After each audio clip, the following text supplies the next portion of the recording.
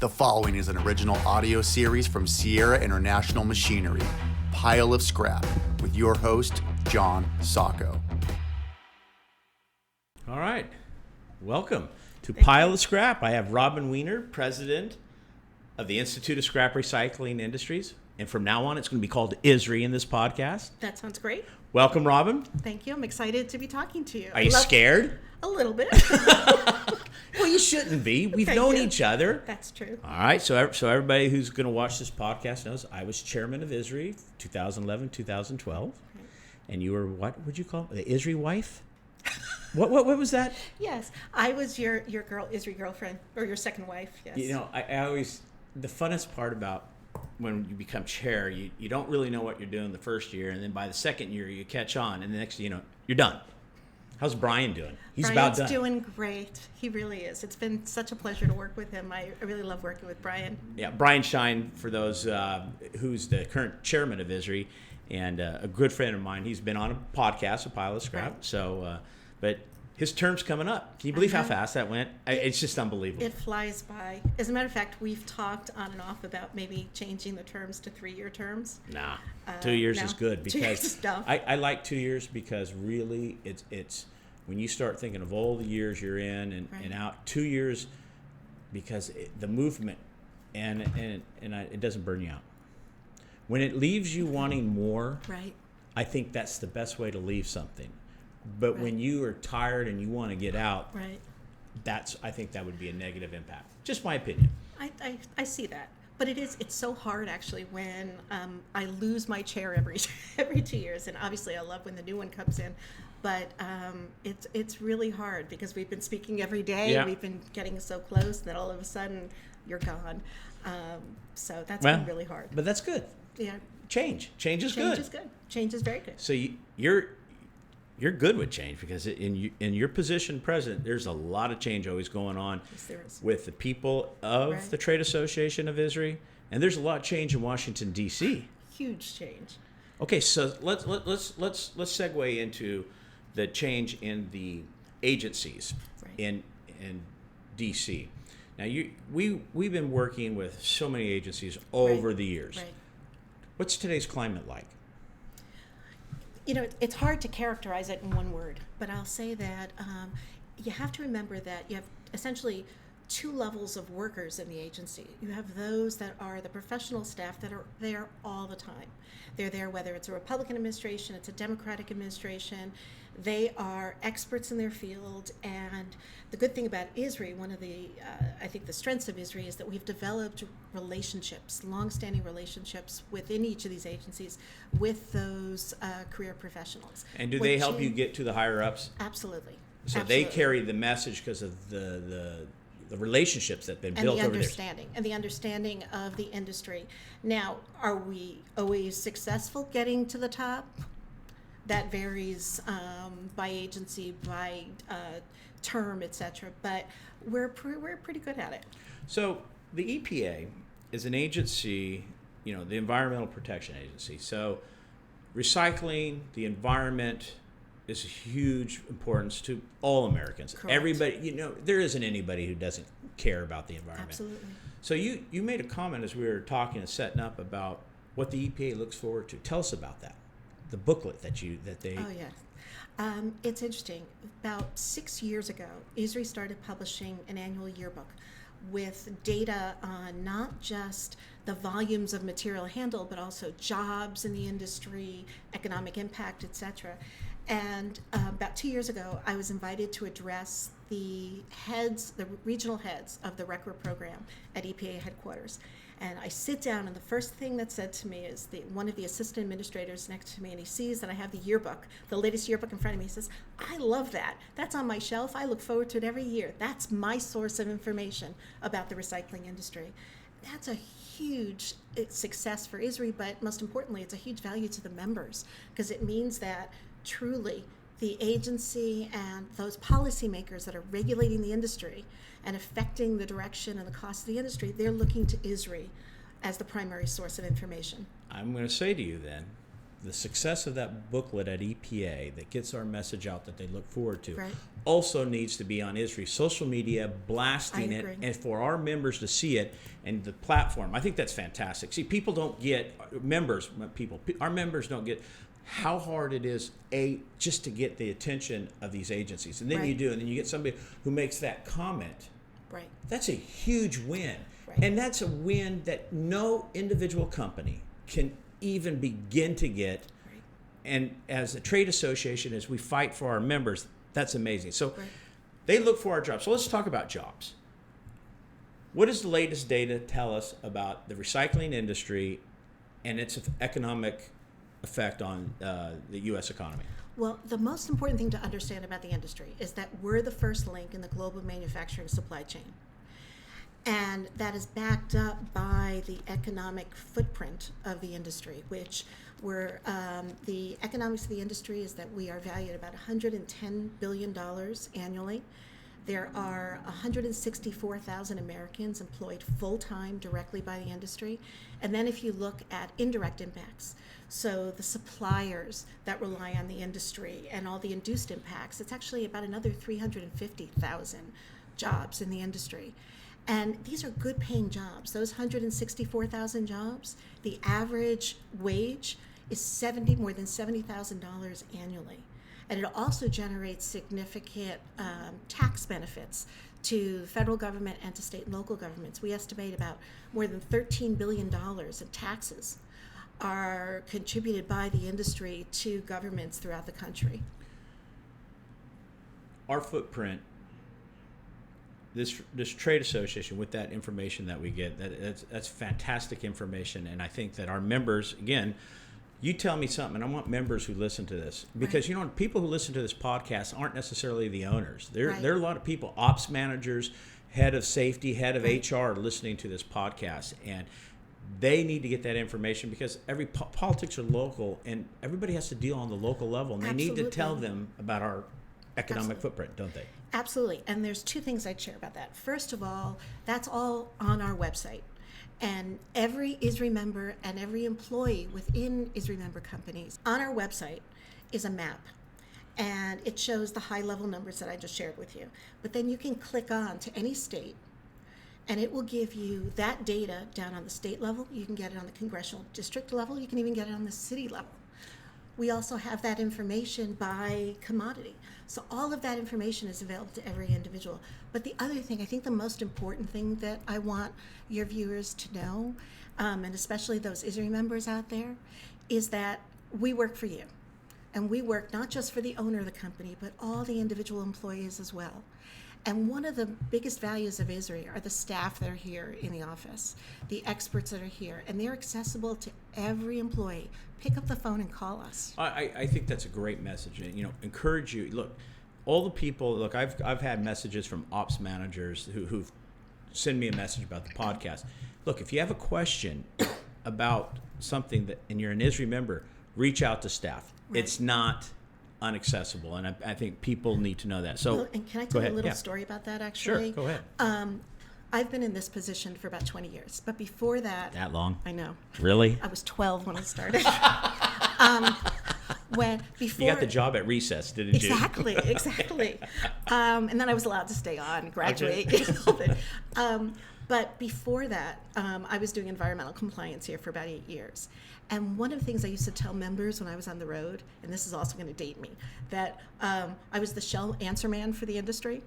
Again, that is going to date me. Ooh, Yes. Shell answer, man. Yeah, Wow. but you've got a question, just pick up the phone, call any employee, any staff person at ISRI, and we're there to answer the very specific questions you have. And if you don't know who to call me, or send me a message, send me a text, send me an email, and I'll Your get you phone's the right going to person. blow up, Robin. I look forward to that. Okay. That's great. So commodities. Let's segue into commodities. Sure. In tons being recycled. Look, steel mills. Let's go with steel mills first. Right. Without scrap metal from manufacturing companies Correct. and the processing through our members, steel mills would have trouble. They need scrap. Absolutely. Electric arc furnaces use scrap. Right. How many tons a year of scrap iron, copper, and aluminum? Do you have a number? Do you know? We do more than 70 million tons of ferrous scrap. are recycled here in the U.S. each and every year. And that's out of a total volume of scrap commodities of about 138 million tons annually. Of all commodities, 138, that's paper, Correct. Plastic, electronics, Everything.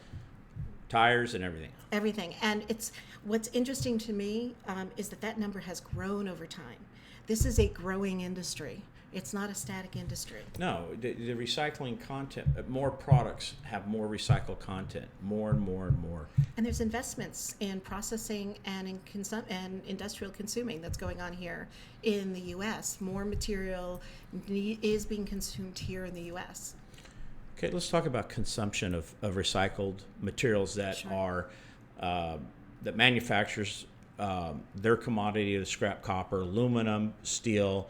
There's paper from printers and all the different areas where we get the recycled material from blue bins that come Correct. through MRFs. And these commodities and the consumption of it.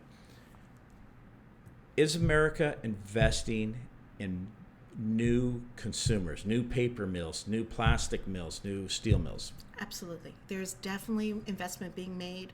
We're seeing it especially in the paper area. There are a number of greenfield operations that are starting up, as well as What's a greenfield? New mills being Okay. built, as well as there's also mills that have been shut down that are coming back online. So we do anticipate that will grow the demand for the material even more. We're seeing it, believe it or not, in plastics. We're seeing it in other commodities as well. So, but does there need to be more? Absolutely. And so that's why we're looking at tax incentives on the Hill for more So growth. let's talk about that. There needs to be more. Yes. Who can provide? I mean, why aren't there more mills, more steel mills, more? Is it because they don't have a demand for their product, or it's just too expensive, or is it maybe not enough incentives that they're getting? There isn't one answer Okay. to that question, but there's a number of different factors. As you know better than I know, recycling is demand driven. It's a demand driven industry, so you need the market demand. And what we need to do, and one of ISRI's focuses actually these last few years, has been working to increase the demand. And as demand grows, there'll be even more investment. So we're working with manufacturers on mechanisms to create more incentives for them to use more recycled content. Designed for recycling. Designed for recycling. Now, is also ISRI critical. has each year at our national convention. Right. This year in Las Vegas. Right. We give, well, this year it's in Vegas, last year is Los Angeles, so it moves around. But at our convention, we give an award for the Design for Recycling. Tell us about that award and what are we looking for when we give that award? Sure. Well, ISRI's Design for Recycling program actually goes back since before I started at ISRI 30 years ago. But each year we try to recognize a manufacturer that has truly integrated the principles of design for recycling, that they are producing a manufactured good that's much more easily recyclable, doesn't have harmful substances in it. And so, for example, this past year, we recognized Nestle Waters for the 100% recycled PET plastic bottle that they're now producing, that also uses a pressure-sensitive label, so that the label is easily separated from the plastic. It makes it easier to recycle. The year before, we recognized Dell. We recognized them for one of their laptops that actually they removed harmful substances from, like mercury. They also use a removable battery now. They are now utilizing standardized fasteners. All elements that help ensure that product will be recycled at the end of its useful life. All right. That just spurred a thought. We have a lot of new electric cars coming out on the market. We do. Cell phones, lithium-ion batteries. We have these great products that reduce the usage of energy, right? And it's clean. But have we found the way to recycle this stuff yet? Not all of it. Okay, where's that going to happen? Where's that investment? Who is going to? What are your concerns about that? There's a lot of questions there. I know there is, but I'll try to break it down. Start with the electric car. Well, first of all, you talked at the very beginning of this interview about change and you were talking in terms of change of staffing and personnel and volunteers. But we're at a really interesting time in this industry. There's tremendous change in terms of that product stream that's entering into the stream, and the challenges that we're facing. And one of the huge transformations is, we have an electronics division for electronic scrap. Well, the truth is that almost every product we handle now is an electronic device. Your car is an electronic device. A Tesla is a doggone computer. Exactly. And so that raises a whole host of new issues for us as an industry in terms of how we process it. The lithium-ion batteries, both the large lithium-ion batteries that are showing up in electric vehicles, as well as the smaller batteries that are showing up in toys and a lot of consumer goods. Both of those are causing huge challenges for us, safety concerns in terms of fires we're seeing. So we're working with the battery manufacturers, but there's research being done, actually the government. This is where the government's a partner for us. The Department of Energy is doing research to help us look at how to better recycle these materials. So the responsibility is funny because remember mercury switches? Oh, yes, I do. Okay, so everybody knows mercury's heavy metal. It's bad. Bad. Okay. Mercury switches have almost been all but eliminated. Correct. Okay, because of its harmful effect. Correct. Now we've created the lithium ion battery, and it's fascinating because it has a positive effect. Right. It's just we haven't finished its end of life. How at the end of life of that, right, it does not have a negative impact on the environment. Right.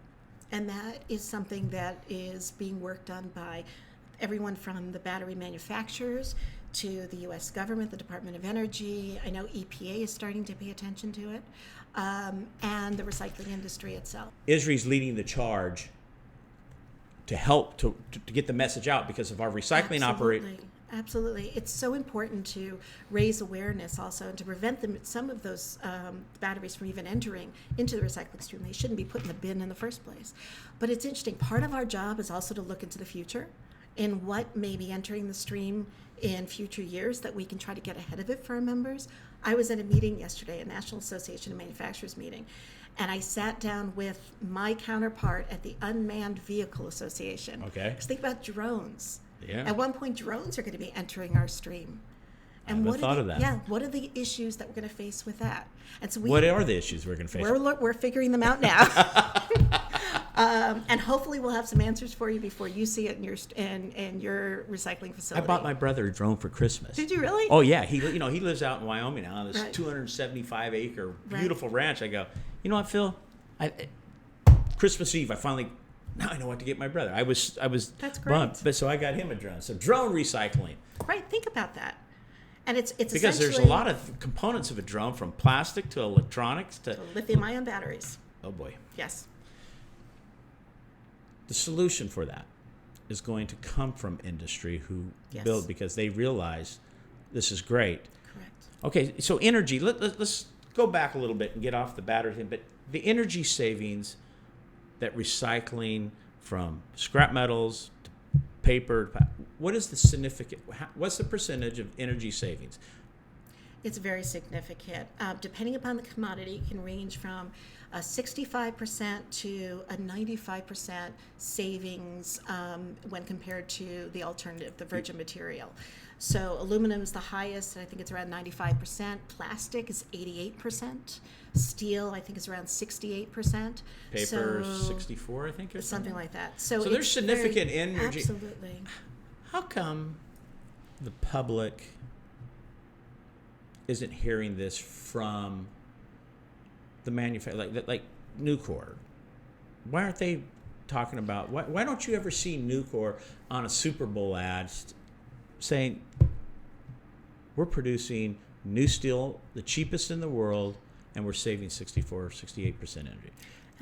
It's an interesting question. I will tell you that here in Washington, as I know the steel industry and others are trying to influence policymakers, I actually see some of those ads like in the metro here. Okay. So they are trying to get the message out. Well, because the pizza box. Okay. Right. I love the pizza box. As I told do Leonard too. Zeit, I led off the podcast saying that's the biggest question going into the election of this next year, and he kind of laughed.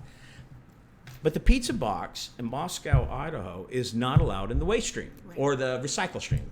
Pardon me, not waste, recycle stream. Yet Pratt Industries and West Rock take used pizza boxes all day long, as long as they're clean of food product and any plastic grease liner or something like that inside it. So I don't hear Domino's, Pizza Hut, Papa John. They're all about sustainability, but their message doesn't say anything about sustainability. Why? It frustrates me. It frustrates me too. And one of the things that we're doing is partnering with other organizations like AFPA to get those messages out, because they are critical. Who is AFPA? Oh, the American Forest and Paper Association. We do a lot of. One of the things that is important to ISRI is collaboration. We can't do. Very few organizations out there can do it alone. Every issue alone. And you also don't want to be redundant. And I don't want to waste ISRI members' money by doing something another organization's doing. So the most effective way to leverage ISRI members' dues and resources is by collaborating with other organizations. So you have the strength of multiple organizations working on issues. And this is one issue that we're going to be tackling together. Well, and this is the message I want people who hear this. When I was chairman, my biggest frustration was, why doesn't the regular member know all of what we're doing? It's been a challenge now. Look, it was 2011. We're to 2020. We're 9 years after that. Right. And I'll tell you, there's good news and bad news there. The good news is we're getting better every day. The bad news is it's still a challenge. I remember, I'll predate you, back in 2002, I think it was, or 2001, when Cricket Williams was chair. We did a strategic planning exercise where we went out to chapters around the country and we put together focus groups and said, please tell us the good, bad, and the ugly about ISRI. The same message came out of every focus group, which is they love what ISRI does for them as long as they could figure out what ISRI does for them. Okay? I think we've gotten better from there, but it's still a challenge that we deal with every day. And I welcome any one of your viewers who's listening to this right now, if they've got an idea of how we could do better, to let me know. Well, I think that's sound, because, look, a lot of people don't know what we do. But I know one thing. When I was chairman, when the EPA came out and changed the definition of solid waste that included our commodities, right, that would have been crippling.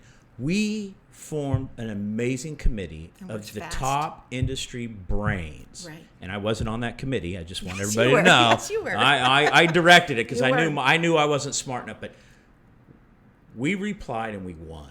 We did. It's actually a great example of one of ISRI's greatest strengths, which is that we are amazing at stopping bad things from happening.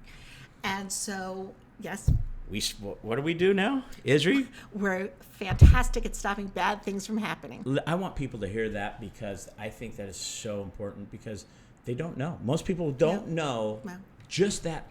Because it's showing something that didn't happen, and that's something we always struggle with. And we prevented something that would have burdened the industry with hundreds of millions of dollars of cost had the EPA designated scrap metal as hazardous waste. I think it would put a lot of us out of business, because I think they would have shifted counties and cities, municipalities throughout America would have been able to change who got to handle recyclables. Right. And I think that was so dangerous for our industry. Absolutely. And we won. We did. And there's so many other victories like that we've had over the years.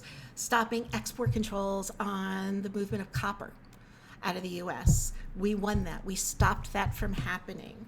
We stopped federal metals theft legislation that was introduced several years in a row that would have added an entirely new layer of burdensome regulation on the industry.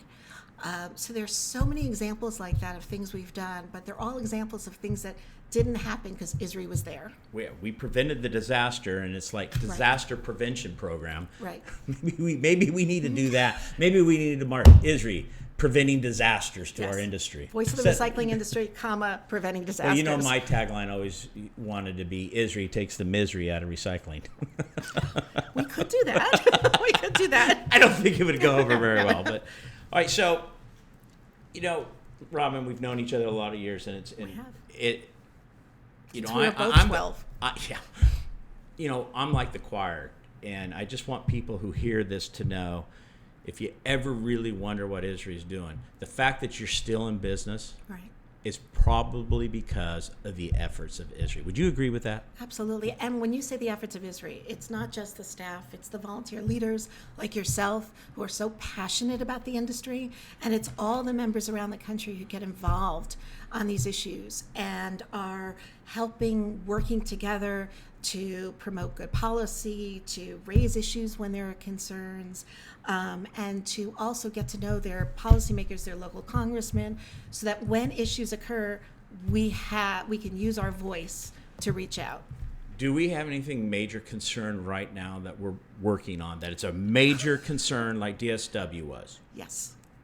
Who we are. It's that recycling is not broken. And that sounds like an odd message, but if anyone's been reading a newspaper the last couple of years or watching TV, there have been all of this messaging out in the media, this inaccurate messaging that recycling is in crisis or recycling is broken because of the problems that have happened at the residential level, the residential recycling, which represents well under 30% of the recycling infrastructure in the U.S., but because the blue bin at the end of the driveway is so visible, that is the visible part of the recycling industry. So that's what people think about when they think of recycling. So if all of a sudden in their local jurisdiction, a certain material can no longer be put in that bin, the fear is that recycling is broken, or there's a story about material going to a landfill that should have gone to recycling. That becomes the message that's happening globally, but it's not happening globally. You know, at the BIR, if you remember, in Budapest,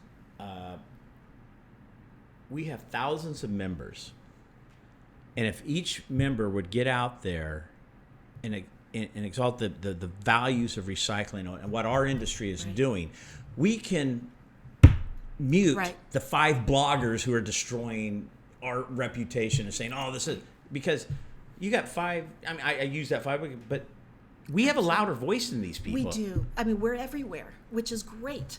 And we've done, I think as an industry, we've done a better job. I remember when I first started ISRI, we didn't have a marketing or communications effort because members really wanted us to be under the radar. But that's changed. There are companies like your own that are out there in social media spreading the message about recycling, but we need more of it. We absolutely need more of it. Look, it's not hard to get out there and give your man. You know, Ed Kangater of Cass. Okay, for years he wanted to be under the radar. Well, he makes an ingot which is aluminum free. Right. He doesn't use aluminum free. That's crazy. Chlorine free. Right. Okay, so it's chlorine free aluminum. Well, that's huge for the environment. Absolutely. Huge for the safety of his employees. Huge for the safety of his neighbors. And he's finally decided he's getting that message out, and it's only helped him. It's right. And because we're such a unique industry, our industry is good for the environment, it's good for the economy, and it's also a profitable business when run responsibly.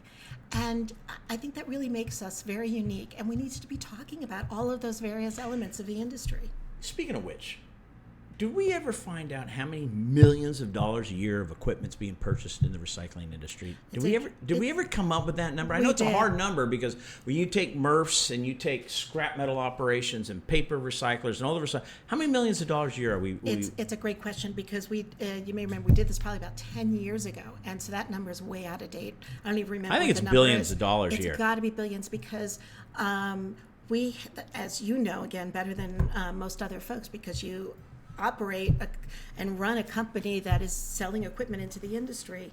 There are millions and billions of dollars being invested in the industry right now on new equipment to upgrade material, to increase the quality of the product that's being produced by the industry. And I mean, ours, after the convention, our exhibit hall is sold out already, and it's been sold out for several weeks.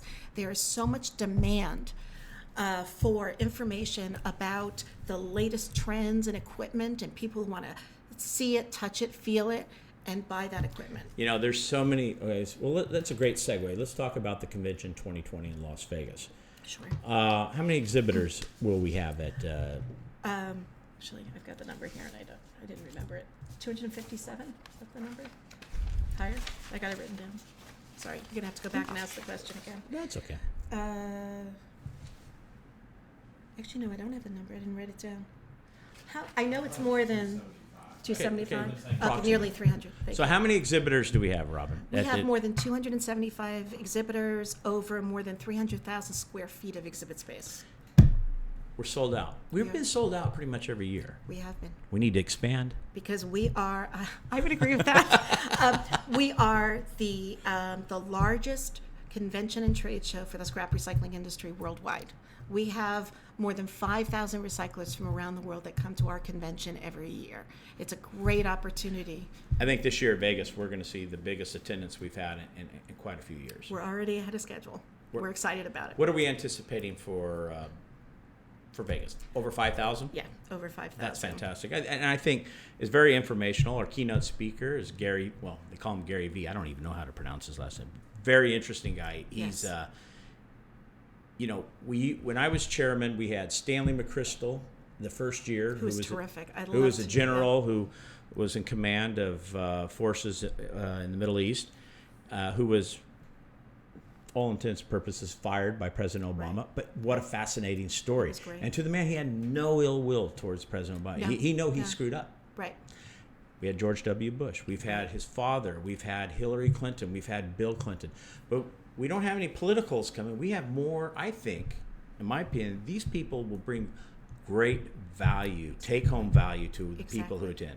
We want members, non-members, whoever attends the convention to walk away feeling like this was money well invested, that they learned something, there's take home, they're going to make their company stronger as a result of coming to the convention. And one of the things that we're doing this year is adding more thought leadership throughout our training, our workshops throughout the convention. So doing workshops on the effect of 3D printing on the recycling stream.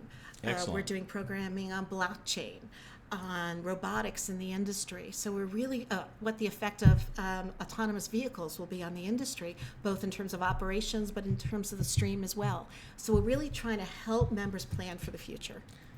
It's fantastic. Well, listen, people who don't go to ISRI convention, to me, miss out.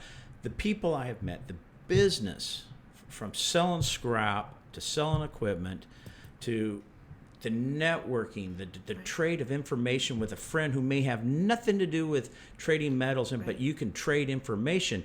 The value of it is, to me, it's crazy people don't, well, it's too expensive. No, it isn't. It's the cheapest investment you can make, because if you don't walk out of ISRI convention without new knowledge, new friendships, new connections, new networking, then you didn't show up. And I would invite anyone who's listening to this, if they're uncertain about the convention and they're, because it's so big, maybe they're concerned that they won't meet the right people or they won't know how to navigate the convention, give me a call.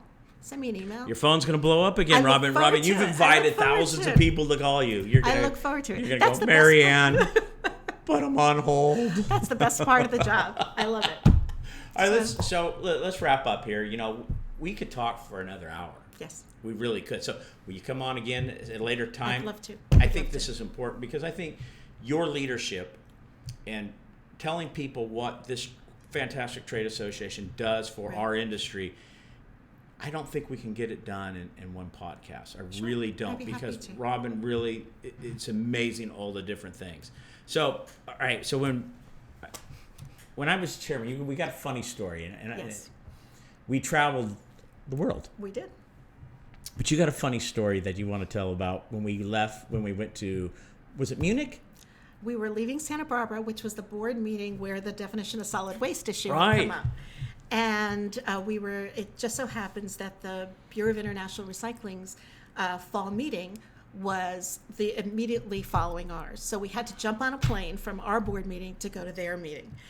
And so we had already spent 5 very intense days together, working till midnight every night on this issue.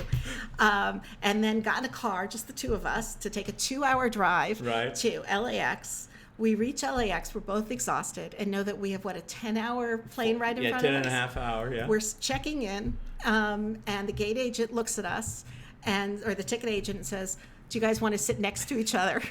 The two of us, neither one wanted to say, hell no. I remember your face. You looked at me. No, we're not going to do it. We need because a 10-hour we break. Sleep. I mean, I don't Right. want you to see me sleep. I don't want the drool from as I'm sleeping or my snoring. So yes, that was embarrassing and funny all at the same time. We had a lot of great times, and that's another thing I want people to know. When you get involved with ISRI, you're gonna have the great. I still have the best time when I come to ISRI events. And you've asked me before, one of the questions you may have sent me was, what's the best part of being president of ISRI? And the best part are the people. And I know that sounds really cliche and corny, but it really is true. Getting to know everyone, getting to know you and all the members of ISRI is a phenomenal experience. And I will never forget something that Shelley Padnos told me in like 92 or 93. I wasn't president of ISRI yet. I was doing the environmental compliance work. I was at a board meeting, and I was getting to know Shelley. Later, she became chair several years later. But I asked her about the industry. I was still getting to know the industry, and she said, Robin, the best part of the industry, the best way to understand the industry is I could be driving through the middle of the country, she's from Michigan, and I'm in the middle of the country, it's late at night, and I run out of gas, and I need a place to stay, and there are no hotels nearby. I pull out my ISRI directory, and I look for the closest member, and I call them up. And I say, I'm an ISRI member, and I need help. And they're going to be there in a minute. Well, I got a great show. It is true. The ISRI member, everybody's always so welcoming. When I traveled as ISRI chair, everybody was welcoming. They were excited. But it is a brotherhood, And sisterhood. Sorry. Okay, people kind, not mankind. Oh, my goodness. Come on. But funny Shelley story for me is I was a board member of the Southern California chapter at the time. And so somehow George Adams and Dave Williams convinced me I need to be president, because nobody was going to do it. So, okay. So I go to my first meeting. We're in Toronto, Canada. And I don't know, the first thing to do is what meeting? So I go to the chapter president's meeting. Okay, well, I know I need to go there. And Shelley was president, not chairman at the time. Remember, we changed the name. So she was president. She came in. I remember that meeting. And she proceeded to chew out the chapter presidents for not doing their job, for not attending meetings, the whole thing. And all the while, she looked at me. I went. I don't think that was intentional. No, but the great thing about that is I went, okay, message received. Right. And I understood what to do. Right. And later I would become friends with Shelley. Right. And I have so much respect for her, because what a brain, what a brilliant woman, and a lot of fun too. And so, I remember that. And Shelley impact on what I did as chairman, because she opened my eyes to the fact that when you're a chapter president, you got to attend, you got to pay attention, because you're the messenger back to the chapter. Right. So there's a lot of great things. Well, listen, Robin, like I said, we could go on for a long time. Oh, there's the bell. Okay. They're already calling. Yeah, see, they probably are. It hasn't even been, somebody's hacked us. Right. Thank you. Thank you for spending the time with me this morning pleasure. And going over this. This has been a lot of fun, very informational. I think people are really going to enjoy this. Thank you so much. You're doing an amazing job. Everybody at ISRI, the staff. Thank you. Thank you very much. It's been, as you know, I was a little nervous. You didn't look nervous during this podcast. But this has been great. It's been a great conversation. So thank you very, very much. And thank you for your leadership. Well, thank you. So that's it. That's another pile of scrap. This has been a Sierra International Machinery original audio series. Thanks for listening. Please share this podcast and make sure to subscribe.